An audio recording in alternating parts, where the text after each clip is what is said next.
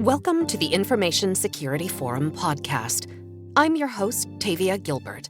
Almost every company I know today has far fewer cybersecurity people than they would like. And so being able to put ourselves in the shoes of what the risk is, what the attacker is thinking, and how we prioritize our resources to defend against those is going to be key for virtually any CISO. That was our guest for today, Dartmouth College Professor of Computer Science, V.S. Subrahmanian. Today, you'll be listening to the first of 2 episodes featuring ISF Managing Director Steve Durbin in conversation with V.S. They'll cover AI, nation-state terrorism, and more. V.S., hi, thanks very much for coming along and talking to us this morning.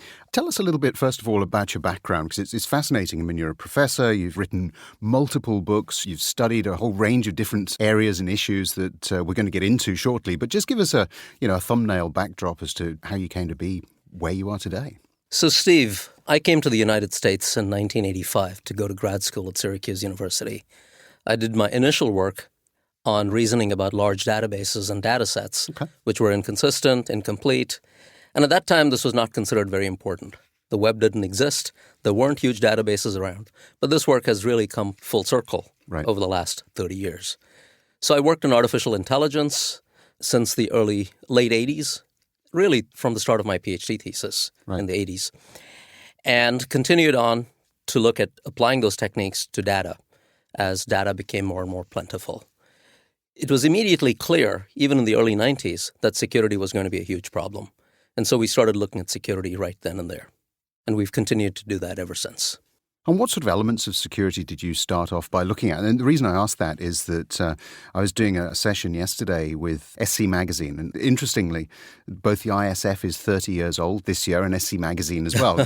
and we were trying to compare and think back to what things were like, 15, 20, 30 years ago. And we struggled, to be honest, because things have just moved so quickly. So what was the difference? How's it changed, do you think? So in the early 90s, we were looking at protecting data. Right. So think big database in a large corporation. Right. Tons of people have access to it, but different people should have access to different portions of it. And this is more complicated by the fact that people are smart. Right. They can draw inferences that may not be explicitly present in the data. So we looked at the question of how do I answer queries if I'm the database to a person who's got certain rights to view certain parts of the data, but should not be able to infer certain things. How do I do that? And so that's where we actually got our feet wet, looking at security. We then continued in the late 90s looking at developing methods to specify access control mechanisms. So what kinds of accesses should people have? Under what circumstances should they have those? Under what roles should they be allowed those accesses? So I, as a Dartmouth College faculty member, in my role as that, may have access to certain data. But in my role, putting on a different hat, perhaps, I might have access to a different set of data, a member of the general public. So these kinds of role-based access control mechanisms were very important in the late 90s. We spent quite a bit of time looking at that in the late 90s. But over the last, I would say, 15 years, what's become increasingly clear is that AI, artificial intelligence, is going to play a huge role both on the defensive side and on the offensive side. So over the next few years, we're going to see people increasingly use AI to attack systems. And we're going to see, and we are already seeing, an increased effort on the part of most cybersecurity companies, most enterprises that need to secure their data in using AI for it, machine learning in particular. I was going to say, you talk about AI, but we're really still in the early days, aren't we? It's machine learning we're talking about, really, isn't it? Yeah, it's largely machine learning, right? But it's also natural language processing, for example, which is a big part of AI. Let me give you an example of a paper we just wrote.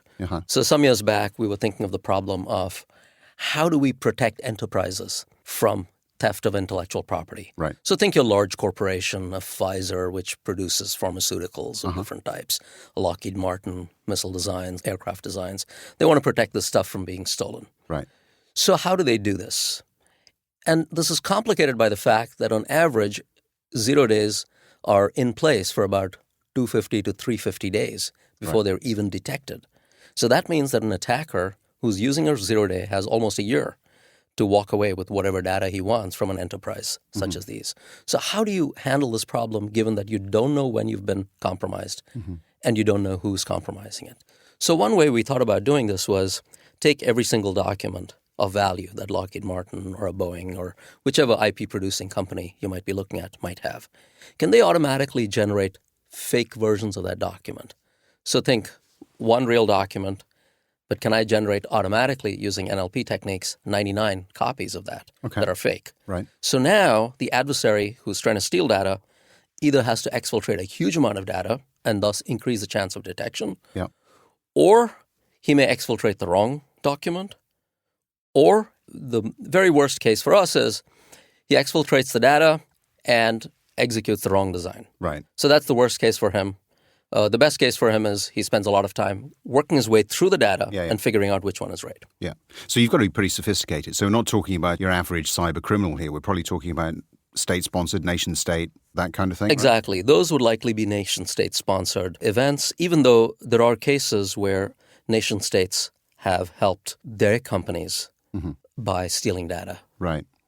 And tell me a little bit about how that could work across the supply chain. Because, one of the things that we've been talking to our members about for years now, and it's become increasingly more important, is this need to try to secure end-to-end the supply chain. And that's incredibly difficult, as you know, because you may have a good idea of who's first level, maybe second level, but then it goes beyond that. And soon we've got so many different organizations there. How can AI help in that kind of situation? So the first thing in supply chain management is having what's called asset visibility. Right. Know what you've got. Right. And right now, many companies do not disclose where all their parts are coming from. Right. So some kind of disclosure mechanism should be there. Mm-hmm. The second is that producers of hardware and software should be forced or required to embed signatures in their code. Okay. Now, most reputable creators of software will digitally sign their software, and we will know who they are. Right. But there have been cases, for example, of those credentials being stolen as well. Right. So that's the first thing, some kind of legislative requirement of ownership of the product that's being placed. Should we legislate for that, do you think?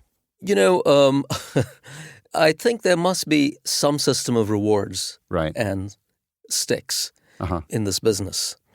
And certainly it may be the case that a company has a need to keep certain information confidential. Right. So, for example, a company might be using, as part of the secret sauce of their product, certain components. Right. And perhaps they should not be required to disclose exactly who the manufacturer is, but perhaps the country of origin. Right. So I think there are different levels of disclosure that can be mandated. And I think the jury is still out, and I certainly wouldn't want to come down hard and say these disclosures must happen at such and such level. Right. But they need to be thought through.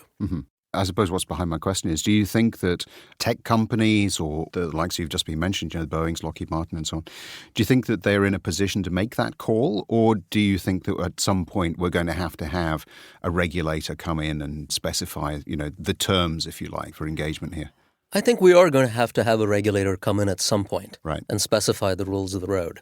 We've already seen legislation on data breaches. Right. So we know that when data breaches that disclose information of more than a certain number of people occur, there's a federal statute requiring that they be reported. So I think we will see some more legislation on this in coming years.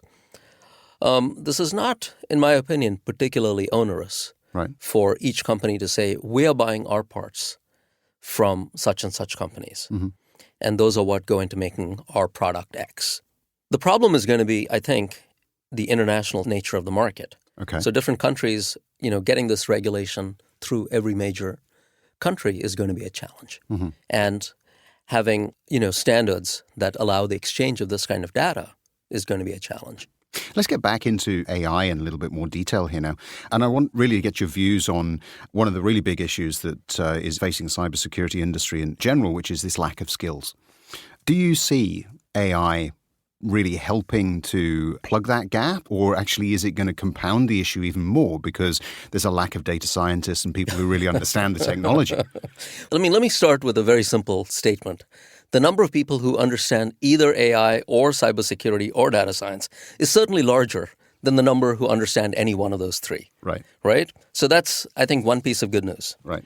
I think AI is going to significantly accelerate the capabilities of cybersecurity. Again, let me give you some examples. You mentioned data science, Steve.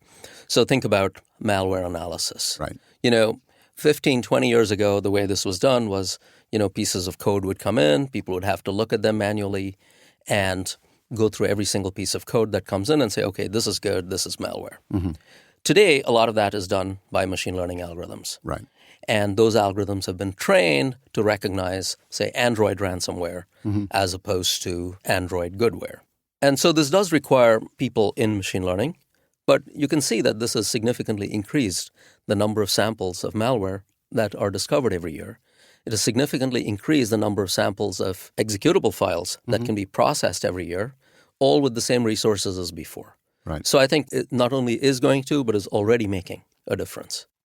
And machine learning, and we've just brought out our Threat Horizon 2021, which tends to look forward a couple of years. And one of the threats that we highlighted there was around machine learning. Third parties, cyber criminals, probably nation-state backed, manipulating machine learning to give a false outcome. And so really building on some of the things we've seen with Tesla, with Uber in terms of autonomous vehicles, where the machinery misreads a situation.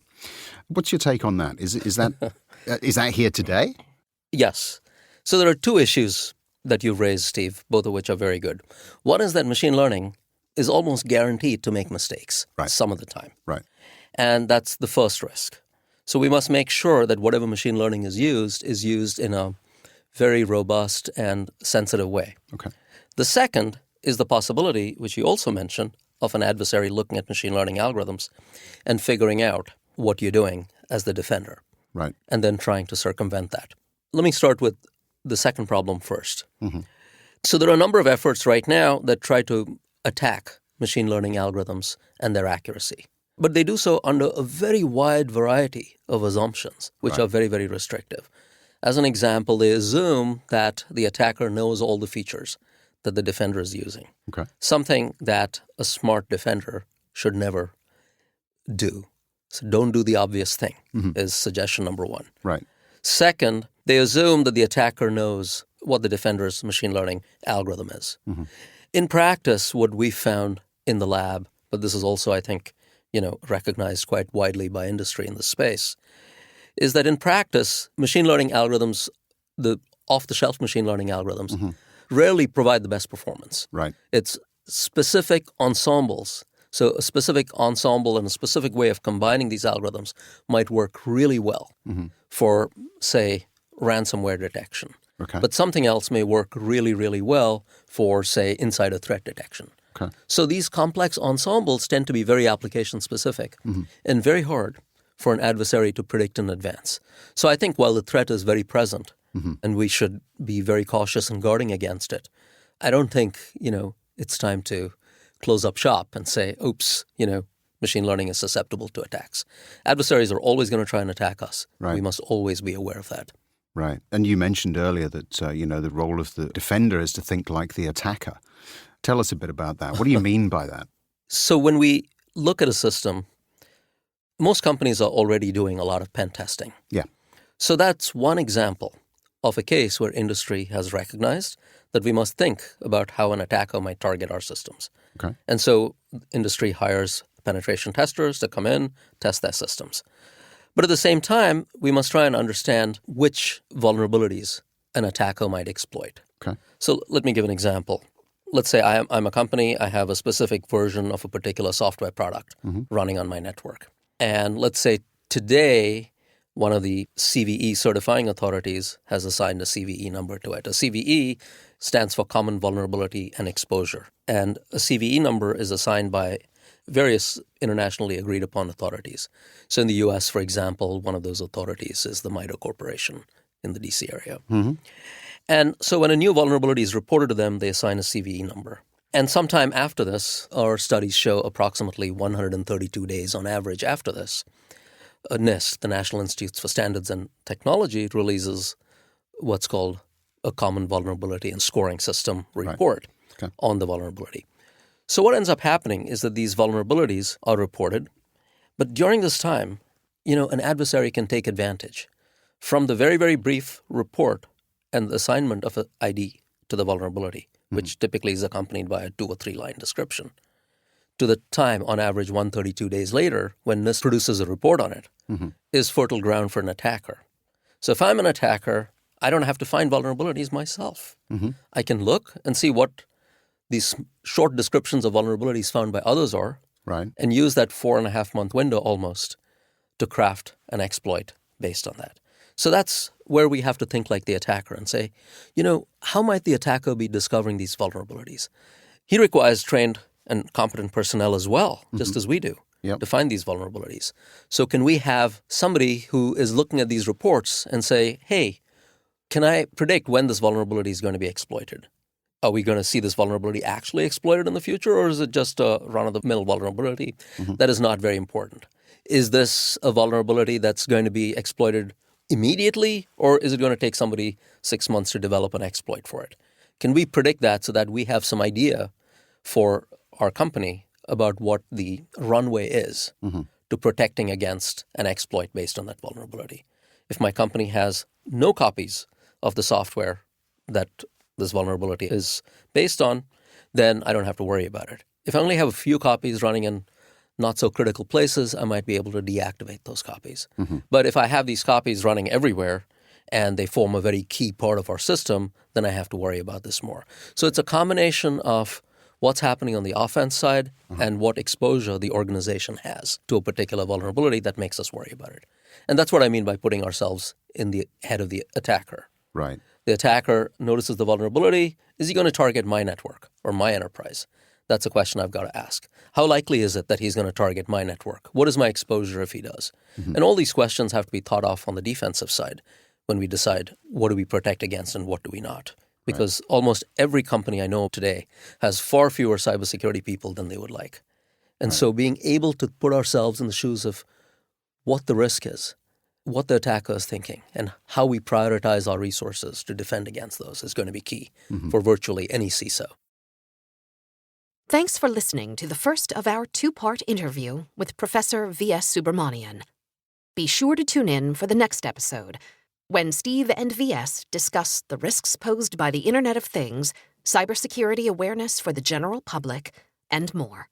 Just think about it. Virtually all major IP theft attacks that we've seen start out with a phishing attack. And that puts responsibility squarely on the shoulders of the individual.